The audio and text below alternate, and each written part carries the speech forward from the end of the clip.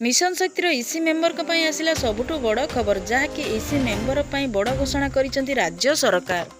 जेते पाखे पाखे आसुची निर्वाचन सरकार प्रत्येक दिन किछि ना किछि बड़ घोषणा करि चलिसेंती राज्य सरकार। मिशन शक्तिर महिला मानक पई सरकार सबुबेले भल काम करि आसुचंती जहाँकि महिला मानकर सम्मान और उन्नति पई सरकार सबुबेले काम करि आसुचंती। एहाकु नै एबे माननीय मुख्यमंत्री नवीन पट्टनायक एक बड़ घोषणा करबाकू जाउचंती। तेबे इसी मेंबर मानक बड़ उपहार मिलबाकू जाउची। आसंतु जानिबा संपूर्ण अपडेट खबरटी को जानिबाकू हेले भिडियोटी को शेष पर्यंत देखंतु। आम चैनल सह जुड़े कले चैनल को सब्सक्राइब करी पाखरे आसिया घंटी चिन्ह को दबाई दियंतु जहा फଳରେ एई भली लेटेस्ट अपडेट आपण माने सर्वप्रथमे पाई परिबे।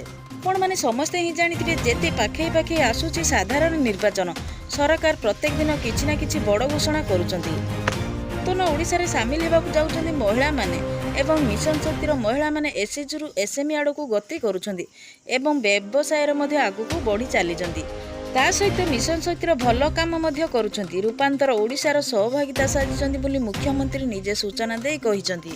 महिला मानक सशक्तिकरण दिगरे ओडिशा सबुबेले बाट देखाई चलिबो। 20 वर्ष तले आरंभ होइतिबा मिशन शक्ति कार्यक्रम आज 70 लाख महिला मानक पई विराट आंदोलन रे परिणत होईची। राज्यर लक्ष लक्ष महिला माने मिशन शक्ति पई पाउछंती नुआ परिचय और सम्मान।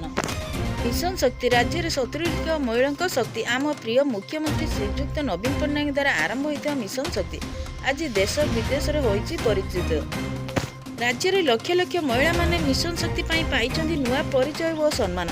सरकार विभाग गुड़िकर सहभागिता भिन्न कार्यकारी माँ माने रोजगारक्षम हो पारिछंती। राज्य सरकार निर्वाचन को आखि आगे रखी विभिन्न वर्गर व्यक्तिविशेष मानक पई आरंभ करछंती विभिन्न प्रकार योजना। एही योजना रे विभिन्न लोक मानकर पदोन्नति कराइछि, वेतन को मध्य वृद्धि करा जाइछि। माननीय मुख्यमंत्री नवीन पट्टनायक इसी सभ्या मानकर बैठक देय 500 टंका वृद्धि घोषणा करिछंती। किंतु निर्वाचन पूर्व सीआरपी एमबीके बैंक मित्र मानकर राज्य सरकार दरमा वृद्धि घोषणा करिछंती किंतु भूली गले तृणमूल स्तर में मिशन शक्ति इसी मेंबर कथा।